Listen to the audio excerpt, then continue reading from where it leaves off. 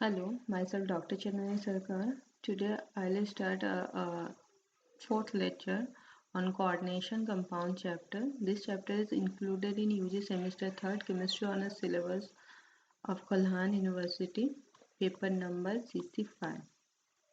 In this lecture, I'll tell about the valence bond theory for coordination compound. इससे पहले हम लोग जो भी कोऑर्डिनेशन केमिस्ट्री का जो भी टॉपिक है वो हम लोग पढ़ चुके हैं। ये लास्ट टॉपिक है बैलेंस बॉन्ड थ्योरी, मतलब बॉन्डिंग कैसे मेटल एंड लिगेंड के बीच का बॉन्डिंग किस तरीके का है, इसमें फर्स्ट बताया गया बैलेंस बॉन्ड थ्योरी के अंदर। ठीक है, इसके बाद CFT आया, क्रिस्टल फील्ड थ्योरी, उसके बाद मॉलिकुलर ऑर्बिटल थ्योरी। 3 थ्योरी होता है, बट पर्टिकुलरली आप अभी UG सेमेस्टर 3rd में हम लोग को बैलेंस बॉन्ड थ्योरी पढ़ना है। This ये theory क्या है? VBT was developed by Linus Pauling, who provide the electronic structure of coordination complex in the formation of a coordinate covalent bond in a complex. An orbital containing 2 electrons overlap with the vacant orbital of the metal. तो Linus Pauling जो scientist जिसने discover किया valence bond theory के बारे में बताया, तो उसमें ये बताया कि जो बॉन्डिंग जैसे कि हम लोग पढ़े हैं मेटल क्या होता है, मेटल के पास वैकेंट ऑर्बिटल रहता है और लिगेंड क्या उसके पास एक्स्ट्रा इलेक्ट्रॉन है, या इधर वो एनायन होगा या फिर उसके पास लोन पेयर होना चाहिए, तो फिर वो जो एक्स्ट्रा इलेक्ट्रॉन है वो मेटल को डोनेट करता है। तो ये जो डोनेशन मतलब ये जो बॉन्डिंग किस तरीके का होता है, ये वैलेंस बॉन्ड थ्योरी बताता है कि इसमें जो मेटल लिगेंड का बॉन्डिंग होता है वो कोऑर्डिनेट कोवैलेंट बॉन्ड होता है, कोवैलेंट इन नेचर होता है। ठीक है, जबकि हम लोग CFT में पढ़ेंगे आयनिक नेचर होता है, इमोटी मॉलिक्यूलर ऑर्बिटल थ्योरी में पढ़ेंगे कोवैलेंट एंड आयनिक बोथ होता है। ठीक है, तो इस कारण से तो इसमें पर्टिकुलरली वैलेंस बॉन्ड थ्योरी में क्या बताया गया, मेटल के पास एक वैकेंट ऑर्बिटल होता है और लिगेंड के पास जो एक्स्ट्रा इलेक्ट्रॉन रहता है वो उसको डोनेट करता है, एंड ये जो डोनेशन के बाद जो बॉन्ड बनता है वो क्या है, कोवैलेंट बॉन्ड। उसका जो नेचर है, नेचर ऑफ बॉन्ड वो कोवैलेंट इन नेचर होता है। ठीक है, यहाँ पर पिक्चर में हम लोग देख ही सकते हैं, यहाँ पर मेटल का वैकेंट ऑर्बिटल है, हाइब्रिड ऑर्बिटल, एंड फिर ऑर्बिटल ऑफ लिगेंड जिसके पास एक्स्ट्रा इलेक्ट्रॉन है लिगेंड के पास, तो शेयर करने के बाद क्या बनाया, सिग्मा बॉन्ड बना दिया कोवैलेंट, कोऑर्डिनेट कोवैलेंट। तो इस थियोरी और क्या जैसे इससे हम लोग का और क्या क्या एक्सप्लेनेशन, ये जो बॉन्डिंग बनता है तो इसके थ्रू हम लोग क्या क्या इंफॉर्मेशन उस जो कम्प्लेक्स बना, जो कोऑर्डिनेट कम्प्लेक्स, उससे क्या क्या इंफॉर्मेशन हम लोग को मिल सकता है, ये डिफरेंट पॉस्टुलेट्स इस थ्योरी का दिया गया है। जैसे this theory explain the structure and magnetic property, मतलब उसका स्ट्रक्चर कैसा होगा, लीनियर होगा, टेट्राहेड्रल, ऑक्टाहेड्रल, वो बताता है, एंड इसका मैग्नेटिक प्रॉपर्टी, वो डायमैग्नेटिक होगा, पैरामैग्नेटिक होगा, किस तरीके का इसका बिहेवियर होगा, ये इस थ्योरी से हम लोग ये 2 चीज़ जान सकते हैं, क्या, जो उसका स्ट्रक्चर एंड उसका मैग्नेटिक प्रॉपर्टी। ठीक है, मेन पोस्टुलेट क्या है, द सेंट्रल मेटल एटम और ion in the complexes makes available empty s p and d orbital equal to its coordination। ठीक है, मतलब जो मेटल आयन के साथ जो लिगेंड का बॉन्डिंग होगा, तो मेटल आयन के पास उतना वैकेंट ऑर्बिटल होना चाहिए जितना कि लिगेंड होगा। Coordination equal to coordination number, मतलब कोऑर्डिनेशन नंबर से हम लोग को क्या पता चलता है, उसका नंबर ऑफ लिगेंड, उस कम्प्लेक्स में कितना लिगेंड्स है, जितना लिगेंड होगा तो उतना पेयर ऑफ इलेक्ट्रॉन डोनेट करेगा, तो डोनेट करके रहेगा कहाँ, उसको वैकेंट ऑर्बिटल चाहिए, तो उसके लिए सेंट्रल एटम के पास उतना वैकेंट ऑर्बिटल होना चाहिए, जितना नंबर ऑफ लिगेंड होगा उतना वैकेंट ऑर्बिटल, उतना पेयर ऑफ इलेक्ट्रॉन वो एक्युमुलेट कर सकते। ठीक, देन क्या है, second, the vacant orbital of the metal hybridize to give a new set of orbital of equivalent energy called the hybrid orbital. ये तो हम लोग को पता ही है, हाइब्रिडाइजेशन हम लोग पढ़े ही है, जो भी ऑर्बिटल्स होता है वो हाइब्रिडाइज हो गए, मिक्सअप। हाइब्रिडाइजेशन क्या है, मिक्सअप होता है, वो एक इक्वल एनर्जी में होगा, नहीं तो एस पी डी सबका तो अलग एनर्जी होता है, तो हाइब्रिडाइजेशन क्या होता है, मिक्सअप ऑफ ऑर्बिटल। ठीक है, मिक्स होकर क्या होता है, वो एक इक्वल एनर्जी में हर ऑर्बिटल्स है। ठीक है, तो ऑलवेज बॉन्डिंग के पहले क्या है, the vacant orbital of the metal hybridize to give a new set of orbital of equivalent energy called hybrid orbital. ये तो हम लोग को सबको पता है। देन क्या है, all the hybrid orbital are directed in space giving the shape of the complex. ठीक है, जितना वैकेंट ऑर्बिटल होगा उतना लिगेंड आएगा, उसमें उतना पेयर ऑफ इलेक्ट्रॉन आएगा, तो उससे क्या होता है, उसके स्पेस में डायरेक्शन से हम लोग को उसका स्ट्रक्चर एंड शेप पता चलता है। ठीक है, नेक्स्ट क्या है, the field orbital of ligand containing 2 electron overlap with vacant hybrid orbital of metal to form coordinate covalent bond called sigma 1। ये तो समझ में आ गया, सिंपल सा। ठीक है, नेक्स्ट फोर्थ पॉइंट क्या है, जैसे suppose S P and D orbit, इन दिया है मतलब 4s हो 3s हो, डिपेंड जो मेटल आयन कौन सा है, कौन सा मेटल है उसके ऊपर। इन 3 भी हो सकता है, 4 भी हो सकता है। ठीक है, डी भी हो सकता है, 3 भी हो सकता है, 4 भी हो सकता है। तो इसके ये जो मिक्सअप होके इस तरीके का हाइब्रिडेशन बनता है, sp3d और sp3d2 हाइब्रिडाइजेशन, दो हो सकता है। ठीक है, 3 है यहाँ पर D2, यहाँ पर sp3 इसमें क्या होता है, p का 3 होता है ऑर्बिटल। ठीक है, sp3d हो सकता है या फिर sp3d2। The complexes are called outer orbital complexes, spin free और हाई स्पिन। ये जो outer orbital complex, inner orbital complex, ये हम लोग क्लियरली जब एग्जांपल पढ़ेंगे उससे समझ में आ जाएगा जो आउटर और इनर क्या होता है। सपोज जैसे इन अगर 4 हो, जैसे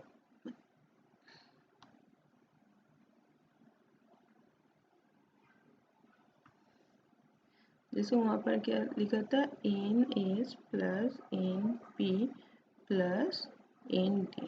ठीक है, तो इसमें लिखा है एस पी थ्री डी, और क्या था, s p three d two, ये लिखा है आउटर ऑर्बिटल।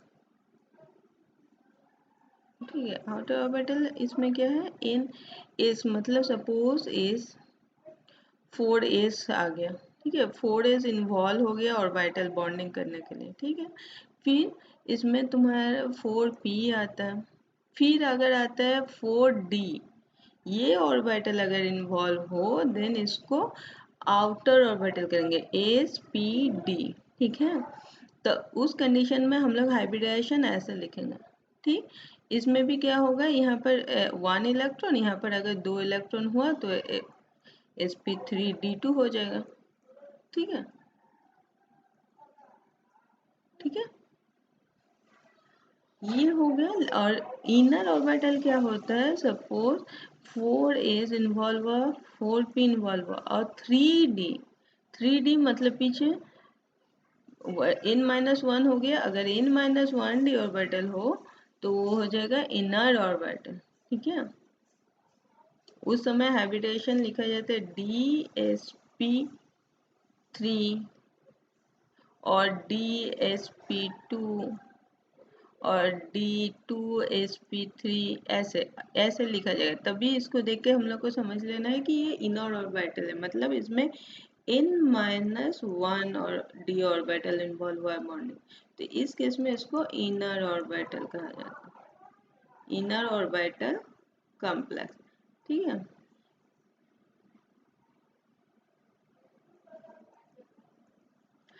तो नेक्स्ट इसमें और एक क्या टर्म था, इस हाई स्पिन फ्री और लो स्पिन। यहाँ पर हम लोग देखें इनर ऑर्बिटल भी क्लियर हो गया, spin free and high spin. ठीक है, इसका क्या बताता है, स्पिन फ्री मतलब यहाँ पर जो भी इलेक्ट्रॉन्स होगा तो पेयर अप कम होगा, इसमें जो भी इलेक्ट्रॉन ऑर्बिटल में होगा, जैसे 4s का सॉरी,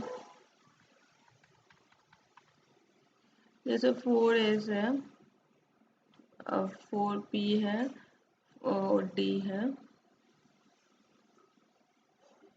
तो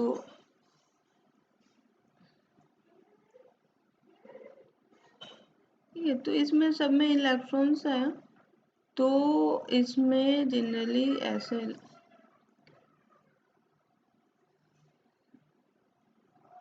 जैसे जो भी होगा क्या रैंडम हम लोग लिए, तो इसमें जितना स्पिन फ्री मतलब पेयर्ड अप कम रहेगा, कम पेयर्ड। अगर ये स्पिन फ्री है, अगर इसको हम लोग ऐसे जो D4 है, ठीक है, इसको अगर हम लोग ऐसे लिखें, 4 ऐसे लिखे या फिर D4 ऐसे आए, मतलब D4 है, आइदर ऐसे लिखे, ठीक है। ये हो गया स्पिन फ्री और हाई स्पिन कंप्लेक्स।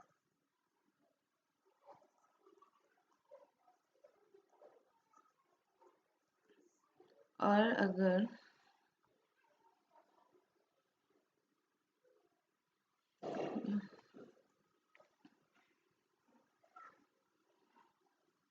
वही अगर यहाँ पर हो, जैसे D3 के केस में पहले 3D आएगा, उसके बाद 4S आएगा, उसके बाद सॉरी 4P आएगा, ठीक है। तो सपोज यहाँ पर इलेक्ट्रॉन 4F इलेक्ट्रॉन्स,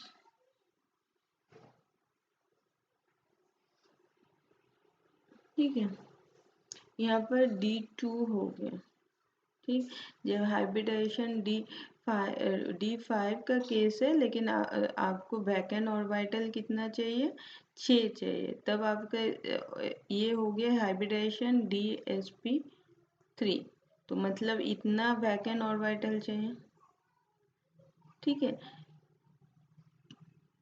ठीक, तो अगर इसमें D5 है तो D5 हम लोग क्या जानते हैं, जो ऐसे भरा जाता है, ठीक है। लेकिन हमारे तो ये दोनों वैकेंट चाहिए ना, तो इस केस में क्या है, ये दो इलेक्ट्रॉन इधर जंप हो जाए, इसे कहते हैं रीअरेंजमेंट, ठीक है। तो इस कंडीशन में क्या हो जाएगा, इसका अगर लिखेंगे तो इस तरीके का होगा,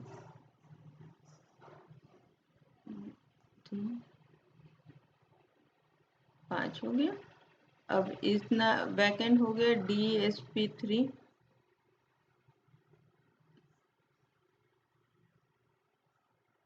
ठीक। तो इसमें क्या आ जाएगा, लिगेंड का इलेक्ट्रॉन्स आ गया, लिगेंड का,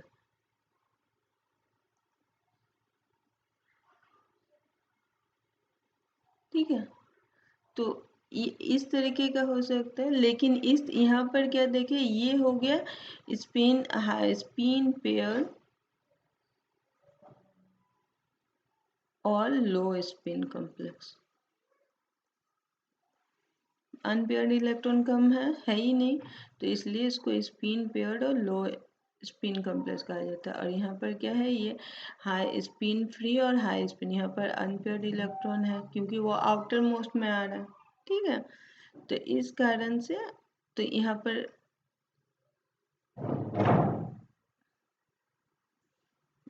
ये समझ में आ गया। तो इसमें क्या है,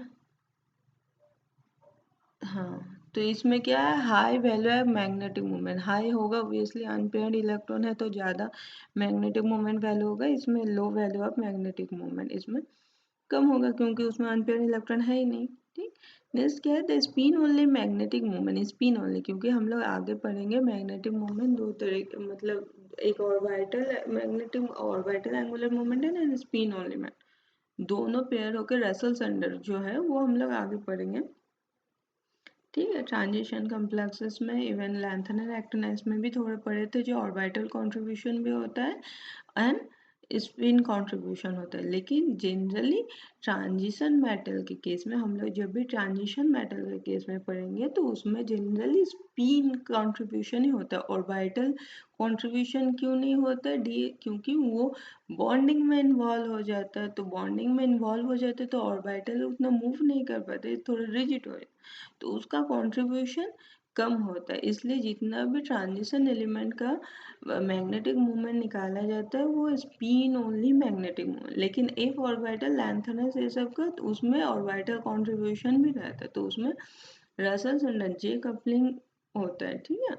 तो इस कारण से यहाँ पर स्पिन ओनली सिर्फ नंबर ऑफ अनपेयर्ड इलेक्ट्रॉन के ऊपर डिपेंड है, तो एन हो गया नंबर ऑफ अनपेयर्ड इलेक्ट्रॉन, ये फॉर्मूला होगा, ठीक है। Root over n+2 bore magneton हो गया इसका यूनिट, ठीक है। अगर 1 अनपेयर्ड इलेक्ट्रॉन होगा तो इसका वैल्यू इतना आएगा, कैलकुलेटेड वैल्यू है ये, 2 अगर होगा तो इतना आएगा, 3 होगा तो इतना आएगा, ठीक है। तो मैग्नेटिक मोमेंट के वैल्यू से भी हम लोग पता कर सकते हैं उसमें कितना number of unpaired electron, clear. By measuring the magnetic moment, the number of unpaired electron can be calculated. Therefore, the hybridization and geometry of complexes be predicted. ठीक है, जब नंबर ऑफ अनपेयर्ड इलेक्ट्रॉन मिल जाएगा तो पता चल जाएगा कौन कौन सा ऑर्बिटल उनमें इन्वॉल्व हुआ है, और उससे हम लोग को क्या पता चल जाएगा, उसका हाइब्रिडाइजेशन से हमको उसका सेफ एंड स्ट्रक्चर पता चल। क्लियर, ये हो गया। जैसे सपोज दो कोऑर्डिनेशन नंबर हो, अगर दो लिगेंड है, ठीक है, कोऑर्डिनेशन नंबर 2 है, तो sp हाइब्रिडाइजेशन होता है लीनियर इनसेप होता है। ये टेबल याद करना पड़ेगा। जैसे sp2 ट्राइगोनल प्लानर होता है, यहाँ पर देखो कोऑर्डिनेशन नंबर 3 है। क्लियर, कोऑर्डिनेशन नंबर 3 तो ट्राइगोनल प्लानर स्ट्रिंग। sp3 अगर हो, sp3 हो, 4 है कोऑर्डिनेशन, 4 दोनों में है, देखो इसमें भी, बट इसमें sp3, इसमें dsp2, ठीक है, दोनों का हाइब्रिडेशन अलग है। तो इससे कैसे पता चलेगा कौन, तो इस केस में हम लोग मैग्नेटिक मोमेंट से पता कर सकते हैं कि उसमें sp3 है कि sp2 है। ठीक है, क्योंकि उसमें अगर पेयर्ड हो जाएगा, यहाँ पर क्या इनर डी ऑर्बिटल इन्वॉल्व हो गया। ठीक है, तो इस कंडीशन अगर डी ऑर्बिटल इन्वॉल्व हो रहा है तो स्क्वायर प्लानर कॉम्प्लेक्सेस होगा, अगर डी ऑर्बिटल इन्वॉल्व ना हो तो वो tetrahedral complex. Clear, next sp3d outer complex. ठीक है, इसका 5 कोऑर्डिनेशन नंबर ट्राइगोनल बाइपिरामिडल सेप होता है। ठीक है, ये याद करना है कौन से कोऑर्डिनेशन नंबर का क्या हाइब्रिडाइजेशन है उसका सेप।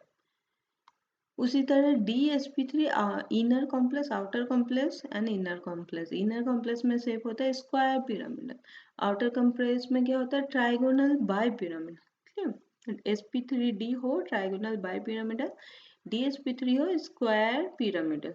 क्लियर, एंड इसमें इनर एंड आउटर दोनों में 6 कोऑर्डिनेशन नंबर हो तो उसका सेप ऑक्टाहेड्रल होता है। क्लियर, ये याद करना पड़ेगा। नेक्स्ट क्या है, हाँ इसमें कुछ एग्जाम्पल, दो एग्जाम्पल दिया है। हाँ, ये जो ऊपर में लिखा है strong ligand and week ligand, ये क्या है, स्ट्रॉन्ग एंड वीक किस मतलब ये स्पेक्ट्रोकेमिकल सीरीज है, उसमें डिफरेंट ऑर्डर ऑफ लिगेंड दिया गया। ऑर्डर ऑफ लिगेंड कैसे डिटरमाइन किया गया, जो उसका इंट्रैक्शन मेटल आयन किस तरीके से हो रहा है। अगर स्ट्रॉन्ग इंट्रैक्शन हो तो उसको स्ट्रॉन्ग लिगेंड कहा गया, अगर वीक इंट्रैक्शन हो तो उसको वीक लिगेंड कहा गया। तो स्पेक्ट्रो केमिकल सीरीज जो हम लोग पढ़ेंगे आगे हायर क्लासेस में, उसमें स्पेक्ट्रोकेमिकल सीरीज वो क्या है, अरेंज किया गया है नंबर ऑफ मतलब सॉरी ऑर्डर ऑफ लिगेंड को मतलब अरेंज किया गया किस बेसिस में, जो उसका नेचर ऑफ इंटरेक्शन मेटल के साथ कैसे होता है। ठीक है, तो हम लोग को यहाँ पर पर्टिकुलरली याद रखना है कौन कौन सा स्ट्रॉन्ग लिगेंड है एंड कौन सा वीक लिगेंड है। कुछ एग्जांपल यहाँ पर दिया हुआ है, जैसे एमीन कार्बोनिल एंड साइनो अगर हो, साइनाइड आयन हो तो फिर वो स्ट्रॉन्ग लिगेंड, और अदर हेलोजेंस हो या H2O हो तो वो वीक लिगेंड। ठीक है, यहाँ पर जैसे कि एग्जांपल दिया है टेट्राक्लोरोनिकेलेट 2, ये आईपिक नेम हम लोग पहले पढ़ चुके हैं, जो कैसे लिखना होता है, इसका आईपिक नेम ये होगा। तो इसमें क्या है, सेंट्रल मेटल आयन हम लोग देखेंगे निकेल है। ठीक है, एटॉमिक नंबर इसके 2, ऑक्सीडेशन स्टेट निकालेंगे, हम लोग को आता है ऑक्सीडेशन स्टेट कैसे निकालते हैं।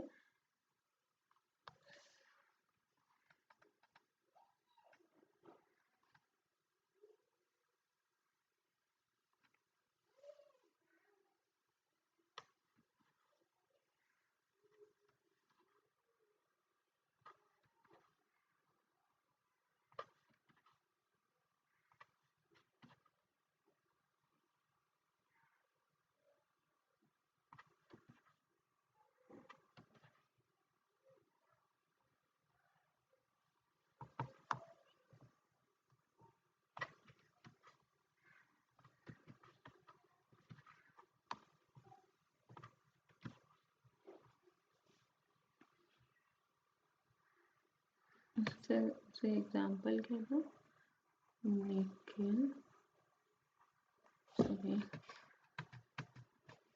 Cl4 2 negative.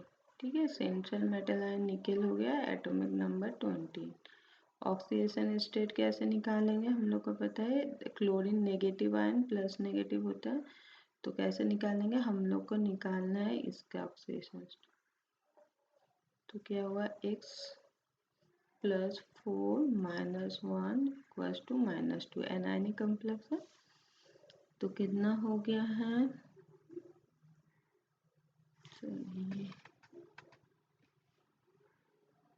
x equals to +2। तो यहाँ पर ऑक्सीडेशन स्टेट ऑफ निकेल हो गया +2। क्लियर। देन क्या है, तो मतलब 28 से 2 इलेक्ट्रॉन कम होगा, तो निकेल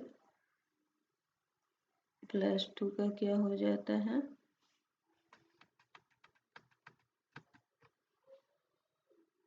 निकेल +2 का हो गया 26 इलेक्ट्रॉन्स होगा। तो इसका हो जाएगा 1s2 2s2 2p6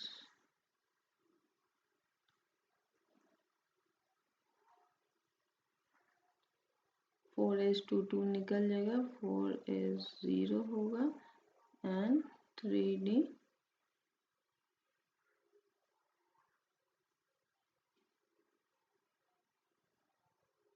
3d8।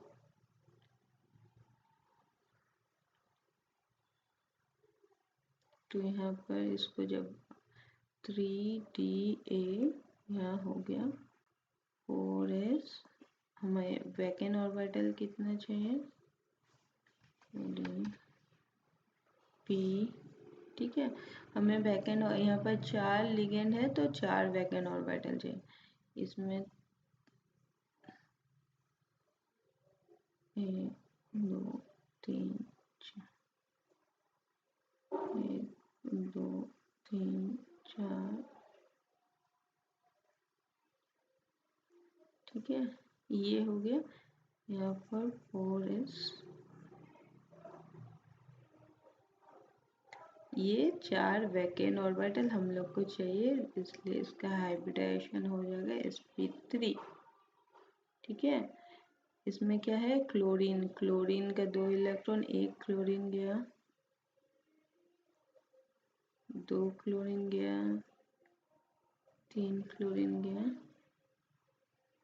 ठीक है, तो इसमें हाइब्रिडाइजेशन हो गया क्या, sp3 शेप क्या हो जाएगा, पता है हम लोग को, टेट्रा हेड्रा। ठीक है, मैग्नेटिक नेचर क्या हो जाएगा, अनपेयर, 2 अनपेयर इलेक्ट्रॉन है इनटू, तो मैग्नेटिक प्रॉपर्टी क्या हो जाएगा,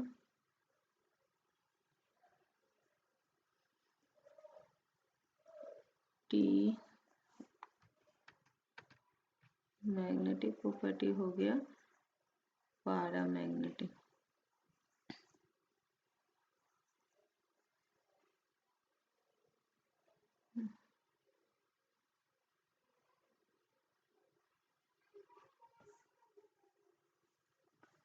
पैरामैग्नेटिक इधर क्या आ गया,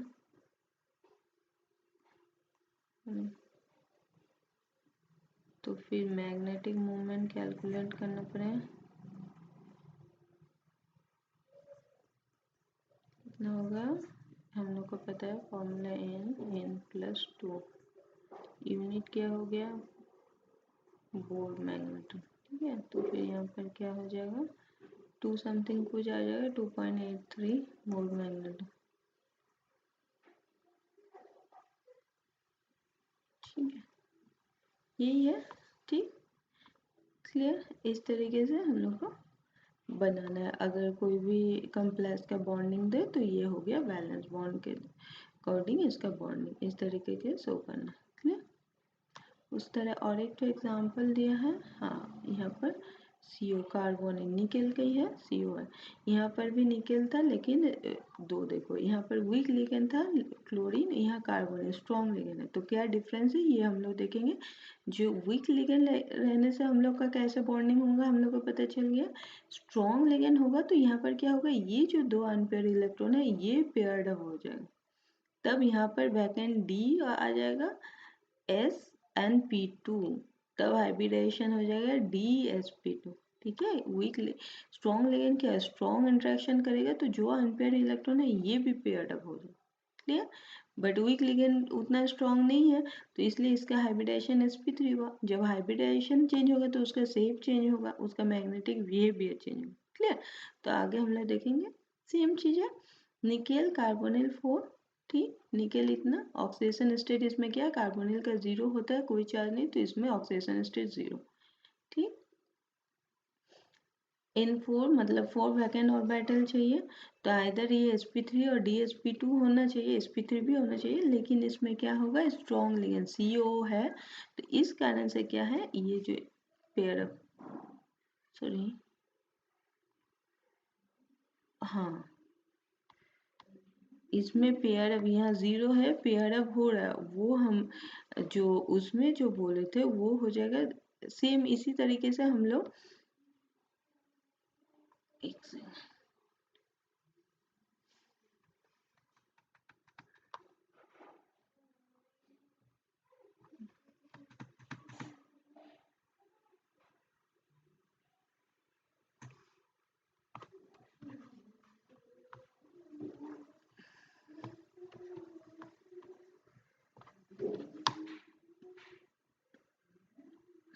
ठीक है। एक एग्जाम्पल हमने क्या पढ़ चुके हैं, NiCl4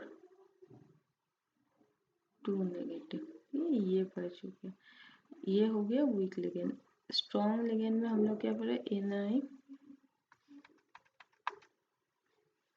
NiCO4, ठीक है। इसमें इसका चार्ज 0 है। सेम उसी तरीके से करेंगे, निकेल सेंट्रल एटम हो गया, एटॉमिक नंबर 28, ऑक्सीडेशन स्टेट हो गया 0, मतलब इसका जो निकेल 0 का कॉन्फ़िगरेशन क्या होगा, 4s2 3d8, ठीक है। 4 पे 0 रहेगा, क्योंकि हम लोग को कितना वैकेंट ऑर्बिटल चाहिए, यहाँ पर 4 है तो 4, ठीक। जिसको अरेंज करके लिखेंगे 3d8 इधर, 4s2 बॉन्ड, आउटर ऑर्बिटल होता है ना 4, तो इसमें क्या हो जाएगा, 1 2 3 4, 3 4 5, सॉरी 2 3 4, 3 4 5 3, ठीक है। इसमें 4,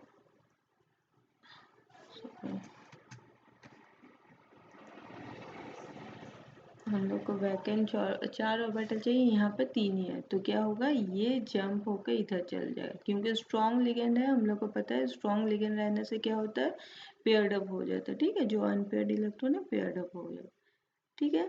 तो इस कंडीशन में क्या हो जाएगा, ये तो 0 हो जाएगा, और यहाँ पर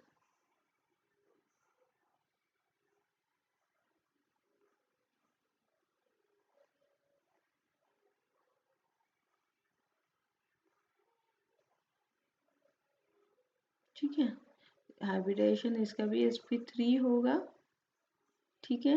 तो सेफ क्या हो जाएगा, tetrahedral, magnetic moment 0,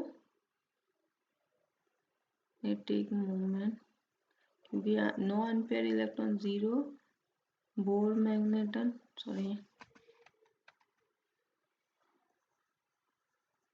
magnetic properties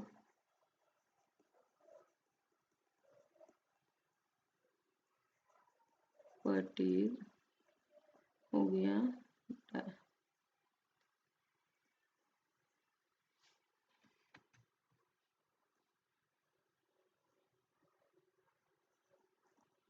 ठीक है। ये हो गया इसका, ठीक, यही हम लोग देखेंगे। और एक क्लियर, स्पीसीज टेट्राहेड्रल डायमेंटल,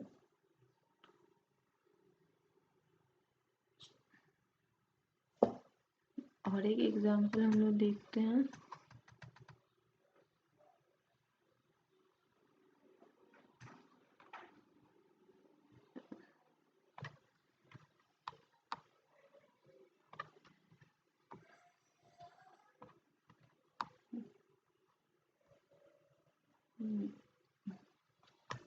और एक एग्जांपल जैसे हम उसमें बोल रहे थे CN4 2 नेगेटिव, यहाँ पर CN भी क्या हो गया, स्ट्रॉन्ग लिगेंड। ठीक है, तो इसमें भी क्या हो गया, nickel central atom, oxidation state of nickel कितना हो गया, यहाँ पर हो जाएगा, इसका नेगेटिव चार्ज होता है तो X निकालना पड़ेगा, 2 ही आएगा, निकाल सकते हैं हम लोग ऐसा करके।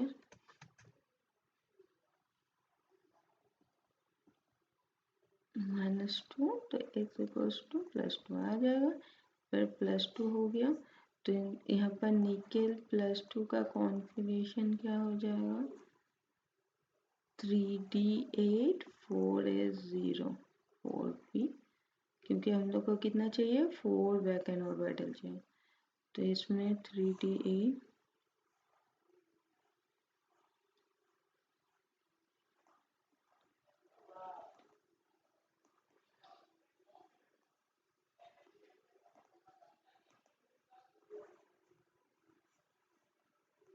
ठीक है, यहाँ पर ये हुआ, तो इसमें क्या होगा, स्ट्रॉन्ग लिगेंड है, साइनो स्ट्रॉन्ग लिगेंड, तो क्या हो जाएगा, ये इधर पेयर अप हो जाएगा। हम लोग को पता है स्ट्रॉन्ग लिगेंड रहने से पेयर अप हो जाता है।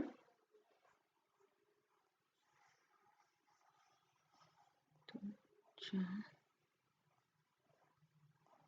8, तो यहाँ पर D एक वैकेंट ऑर्बिटल हो गया और इधर 4s 3D 4p, तो यहाँ पर बॉन्डिंग हाइब्रिडाइजेशन हो जाए DsP2, क्योंकि हम लोग को 4 ही चाहिए, एक्स्ट्रा तो लेने की जरूरत नहीं। ठीक है, तो यहाँ पर 4 साइनो ग्रुप आ जाए।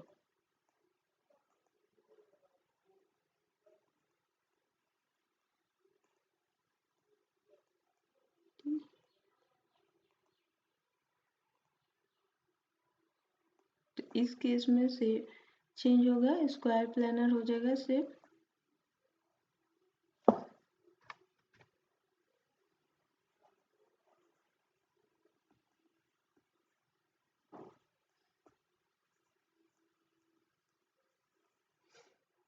और इधर मैग्नेटिक प्रॉपर्टी डायमैग्नेटिक, क्योंकि अनपेयर नहीं है इलेक्ट्रॉन,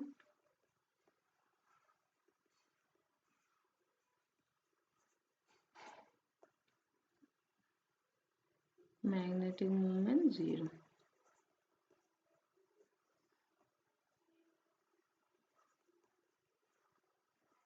क्लियर, इस तरीके से कोई भी कॉम्प्लेक्स होगा उसका ऑक्सीडेशन स्टेट कोऑर्डिनेशन नंबर निकाल के इस तरीके से बॉन्डिंग करना। तो प्रैक्टिस के लिए बहुत सारे कॉम्प्लेक्सेस का बुक में दिया हुआ होगा, उससे प्रैक्टिस कर सकते हैं आप लोग। ठीक, तो आज यहीं तक, नेक्स्ट हम लोग दूसरा चैप्टर लेके आएंगे, तब के लिए थैंक यू।